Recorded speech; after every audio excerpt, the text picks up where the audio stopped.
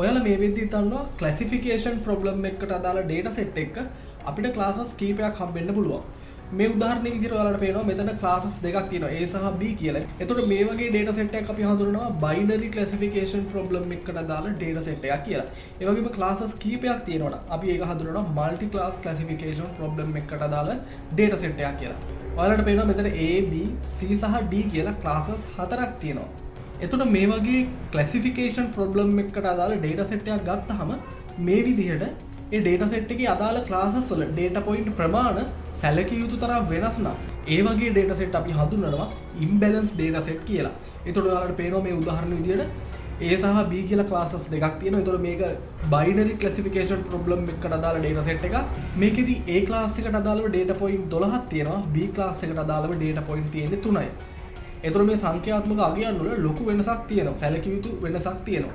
ඉතින් මේ වගේ data set එකක් තමයි අපි හඳුන්වන්නේ imbalanced data set එකක් කියලා. ඉතින් මේ වගේ data set එකක් භාවිතා කිරීමෙන් අපිට ලැබෙන අවාසි සහ ඒ දේවල් මගහරව ගන්න විදිය ගැන තමයි අද අපි මේ වීඩියෝ එකේදී කතා කරන්නේ. අපි මුලින්ම බලමු මේ වගේ data set අපිට හම්බෙන්නේ කොයි වගේ අවස්ථාවලදී කියලා. මේ සඳහා ගොඩක් ජනප්‍රිය උදාහරණයක් තමයි spam filtering. හිතන්නකෝ අපිට එන emails ගැන. පැහැදිලිවම අපිට එන emails වලින් ගොඩක්ම ඒවා ඇත්ත emails.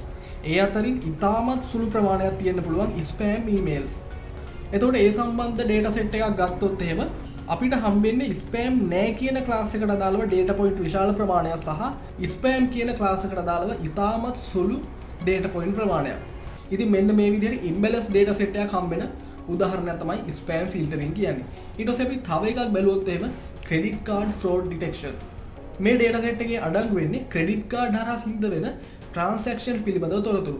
එතකොට මෙතනින් classes දෙකක් අපිට හම්බෙනවා වංචා සහගත transaction සහ නීත්‍යානුකූල සාමාන්‍ය transactions. ඉතින් මේ වගේ අවස්ථාවකදීත් අපිට හම්බෙන්නේ unbalanced data set එකක්. මොකද වංචා සහගත transaction සිද්ධ වෙන්නේ ඉතාමත් අඩුයි. එහෙම සිද්ධ වෙන්න පුළුවන් සම්භාවිතාවය ඉතාමත් අඩුයි. ඒ හින්දා ඔයාලට මේ විදිහට බලා ගන්න පුළුවන් normal කියන කොටසට අදාළව ඉතාමත් වැඩි data ප්‍රමාණයක් තියෙනවා. fraud එහෙම නැත්නම් වංචනික transactions වලට අදාළව මේ විදිහට සුළු data point ප්‍රමාණයක් තියෙනවා. ඊට පස්සේ අපි බලමු මේ විදිහේ unbalanced data set එකක් භාවිතා කරන එකේ මොනවද තියෙන අවාසි කියලා. එහෙම නැත්නම් මේ unbalanced data set එකක් අපේ model එකට ප්‍රශ්නයක් වෙන්නේ ඇයි කියලා. එතකොට අපි දන්නවා unbalanced data set එකක සමහර class වලට අදාළව data point විශාල ප්‍රමාණයක් තියෙනවා. සමහර classes වලට අදාළව කුඩා ප්‍රමාණයක් තියෙන්නේ. ඉතින් අපි මේ වගේ data set එකකින් model එක train කරාම ඒ model එක data points වැඩි class එක පැත්තට නැඹුරු වෙනවා. ඒකට හේතුව තමයි මේ model එක ගොඩක්ම train වෙලා තියෙන්නේ data points වැඩියෙන් තිබුණ class එක predict කරන්න. ඒ වගේම තමයි මේ වගේ unbalanced data set එකකින් අපි හදන model එක performance එක තීරණය කරන්න අපිට accuracy score එකකින් හරියට බෑ. අපි කලින් කතා කරලා තියෙන accuracy score එක ගැන. හැබැයි අපිට ඒ වෙනුවට භාවිතා කරන්න පුළුවන් precision, recall, ඒ වගේම F1 score වගේ performance matrices. ඉතින් අපි ඒව ගැනත් කලින් වීඩියෝ වලදී කතා කරලා තියෙනවා. එතකොට මම කියවනේ මේ වගේ data set එකකින් හදන model එක performance එක accuracy score එකකින් තීරණය කරන්න බෑ කියලා. අපි උදාහරණයක් අරන් බලමු ඇයි ඒක බැරි වෙන්නේ කියලා. හිතන්නකෝ අපිට ඕනේ credit card transaction කීපයක් වංචනිකයිද නැද්ද කියලා හොයාගන්න. ඒකට අපි model එකක් train කරනවා කියලා හිතන්නකෝ. දැන් අපි ගාව තියෙනවා ඒ විදිහට train කරපු model එකක්.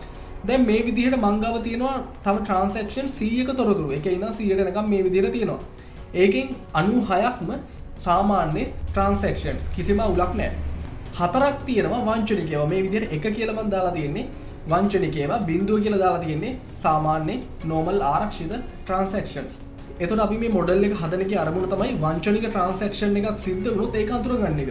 දැන් අපි මේ model එකෙන් predictions ගන්නවා කියලා හිතන්නකෝ මේ data point 100ට අදාළවනේ.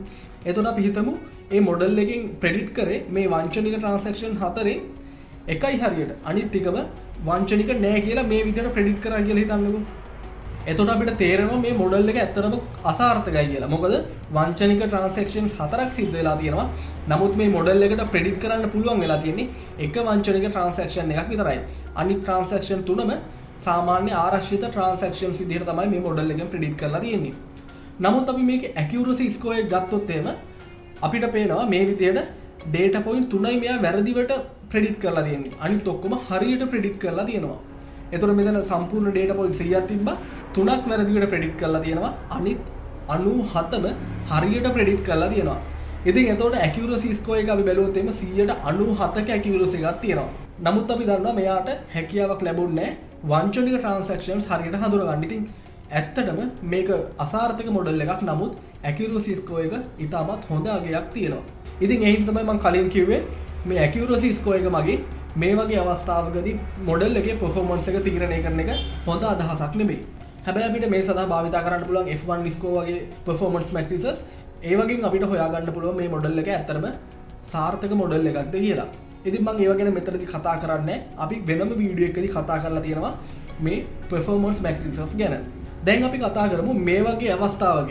ඒ කියන්නේ මේ imbalance data set එකක් තියෙන අවස්ථාවක අපි ඒක handle කරගන්නේ කොහොමද කියලා. ඒ දේ කරන්න ආකාර කීපයක්ම තියෙනවා. හැබැයි මම මෙතනදී කතා කරන්නේ ආකාර තුනක් ගැන. ඒ තමයි undersampling, oversampling සහ smooth කියන ටෙක්නික් තුන ගැන. අපි මුලින්ම කතා කරමු undersampling ගැන. මේකෙදි කරන්නේ අඩු data point ප්‍රමාණයක් තියෙන class එකේ ගානට අනිත් classes වලට තියෙන data point ප්‍රමාණය හදාගන්න එක. උදාහරණයක් විදිහට classes දෙකක් තියෙනවා කියලා හිතන්නකෝ. මම මේ උදාහරණේ තරම් තියෙන classes දෙකයි. අපි හිතමු මෙතන තියෙන්නේ මේ original data set එක imbalance data set එකක්. ඔයාලට පේනවා එක class එකක data point වැඩි ප්‍රමාණයක් තියෙනවා. අනිත් class එකේ අඩු ප්‍රමාණයක් තියෙන්නේ. අපි හිතමු මේ data point ප්‍රමාණය 80යි 45යි කියලා. ඊට පස්සේ මේකෙදි කරන්නේ අඩු data point ප්‍රමාණයක් තියෙන එකේ data point 45යි තියෙන්නේ. ඒ ගානට අර වැඩි data point ප්‍රමාණයක් තිබ්බ class එකේ data point ගානත් අඩු කරගන්නවා. එතකොට undersampling වලින් පස්සේ මේ විදිහට balance data set එකක් හම්බ වෙනවා data point 45 ගානේ තියෙන. එතකොට මේකෙදි සරලව කරන්නේ මේකේ මේ අඩු data point ප්‍රමාණයක් තියෙන class එකේ data point ගාන ගන්නවා අපි 45යි කියලා. ඊට පස්සේ කරන්නේ මේ වැඩි data point ප්‍රමාණයක් තියෙන class එකෙන් random විදිහට data point 45ක් ගන්නවා. ඒ විදිහට තමයි මේ විදිහට undersampling වලදී සමාන data point ප්‍රමාණ ගන්නෙ. මේ undersampling වල තියෙන ප්‍රශ්නේ තමයි මේකෙදි මේ වැඩි data point ප්‍රමාණයක් තියෙන class එකේ සමහර දත්ත සමහර data point අපිට අයින් කරන්න සිද්ධ වෙනවා. ඉතින් ඒක machine learning problem එකකදී ලොකු ප්‍රශ්නයක්. මොකද අපිට data point ගොඩක් වටිනවා. ඒව එහෙම අයින් කරන එකෙන් අපිට තොරතුරු නැති වෙන්න පුළුවන්. ඉතින් අපි මේ දේවල් Python භාවිත කරලා කරන්නේ කොහොමද කියලා අපි අවසානයේ කතා කරමු. දැන් අපි කතා කරමු oversampling ගැන.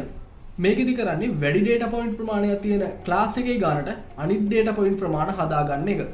ඒතර මම කලින් උදාහරණයක් අරන් තියෙනවා මේ විදිහට වැඩි data point ප්‍රමාණයක් තියෙන class එකේ data point ගාන 80යි කියලා ගත්තොත් එහෙම ඒ වගේම අඩු data point ප්‍රමාණයක් තියෙන class එකේ data point ගාන 45යි කියලා ගත්තොත් එහෙම අවසානයේදී oversampling වලින් පස්සේ data point 80 ගානේ තියෙන data set එකක් අපිට හම්බ වෙනවා. මේකෙන් සරලවම කරන්නේ අඩු data point ප්‍රමාණයක් තියෙන class එකේ තියෙන data සරලවම copy කර ගන්නවා 80ක් වෙනකම්. එතකොට මෙතනදී තියෙන අවුල තමයි අපි සරලව copy කර ගන්න data point. එතකොට model එකට අපිට දෙන්න විදිහක් නැහැ අලුත් තොරතුරක්. කලින් තිබ්බ තොරතුරුම තමයි නැවත දෙන්න සිද්ධ වෙන්නේ. ඉතින් මේ ක්‍රමෙත් ගොඩක් දුරට භාවිතා වෙනවා. අපි හැබැයි ඊළඟට කතා කරමු smooth කියන ටෙක්නික් එක ගැන. මේකත් oversampling ටෙක්නික් එකක්. වැඩි class එක ප්‍රමාණයට අවසානයේදී අඩු class එකක් හැදෙනවා data point ප්‍රමාණ. හැබැයි මේකෙදී අර oversampling වලදී වගේ සරලවම data point copy කර ගන්නෑ අඩු class එකේ. මේකෙදී කරන්නේ data point generate කරනවා. අපි උදාහරණයක් විදිහට මෙහෙම එකක් ගමු. එතකොට ඔයාලට පේනවා මේ නිල් පාට සහ රතු පාට classes දෙකක් තියෙනවා. නිල් පාට class එකේ data point විශාල ප්‍රමාණයක් තියෙනවා. හැබැයි රතු පාට class එකේ data point ඉතාමත් අඩු ප්‍රමාණයක් තියෙන්නේ. ඉතින් අපිට මෙතනදී ඕනේ රතු පාට data point ප්‍රමාණය නිල් පාට data point ප්‍රමාණයට සමාන කරගන්න.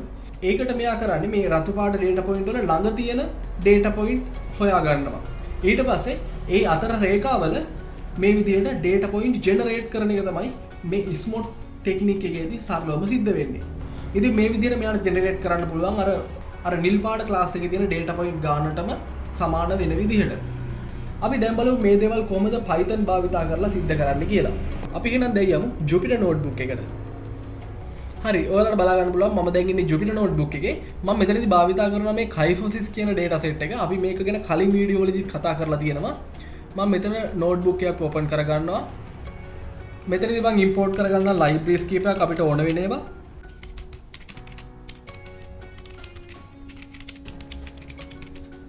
මේ විදිහට මම NumPy library එක සහ Pandas library එක import කරගත්තා. දැන් අපි අර data set එක මේකට ගමු. මොකද අපි මේ data set එකත් එක්ක වැඩ කරනවා දැන්.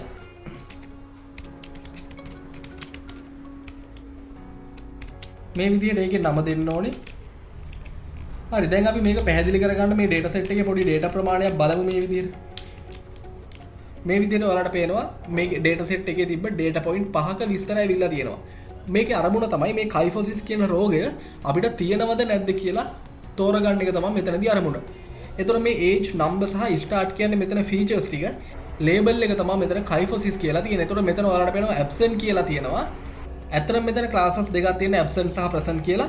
අපි මේක ආපහු run කරලා බලමු වෙන data point ප්‍රමාණය කරා. හරි ඔයාලට පේනවා මෙතන present කියලා එක්කුත් ඇවිල්ලා තියෙනවා. දැන් අපි මේ data set එක පොඩ්ඩක් බෙදාගමු. x විදිහට මම මේ data set එක ගන්නවා. y විදිහට මේ කයිෆොසිස් කියන column එක අපි ගන්නවා. මම x මේ විදිහට හදා ගන්නම්. x වලට ගන්න ඕනේ data set එකෙන් කයිෆොසිස් කියන column එක drop කරලා. මම මේ විදිහට දෙනවා. ඒ වගේම අපි මෙතන axis එකක් දෙන්න ඕනේ. ඊට පස්සේ y වලට අපි ගන්න ඕනේ මේ data set එකේ කයිෆොසිස් කියන column එක විතරයි.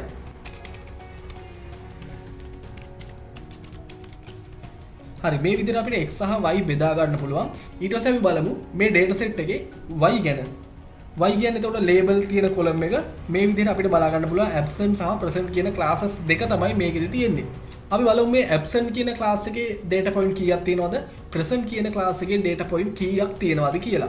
ඒක අපිට මේ විදිහට බලන්න පුළුවන් y.value counts.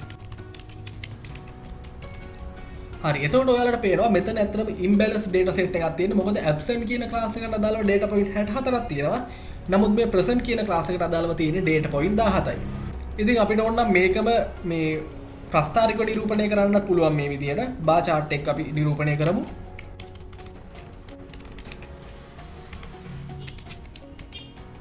හරි ඔයාලට මේ විදිහට බලා ගන්න පුළුවන් bar chart එක කොහොමද පෙන්වන්නේ කියලා. ඒතකොට ඔයාලට වෙනස හඳුනා ගන්න පුළුවන් ලේසියෙන්ම මේ data set එකේ imbalance data set එකක් කියලා.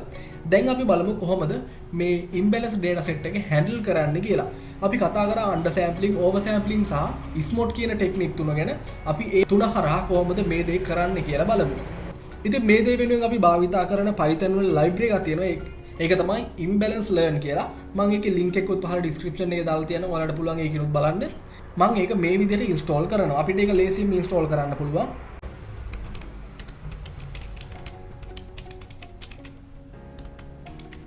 pip install imbalance learn කියලා type කරලා. දැන් අපි මේක run කරමු.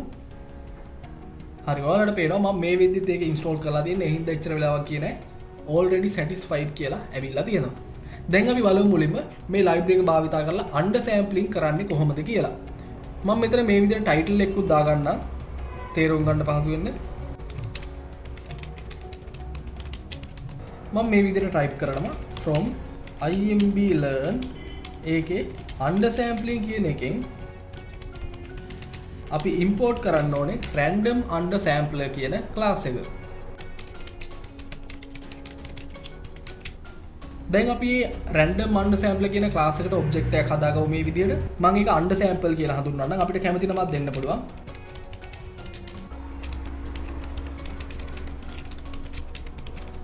ඔයාලට මතක ඇති අපි කලින් data set එකේ x සහ y වෙන් කරගත්ත මේ විදිහට x සහ y. දැන් අපි ඒ x සහ y වෙනස් කරමු undersample කරලා. ඒක අපිට මේ විදිහට කරන්න පුළුවන්. වෙනස් වුණාට පස්සේ x සහ y මම හඳුන්වනවා x under සහ y under කියලා. undersample කියන එක.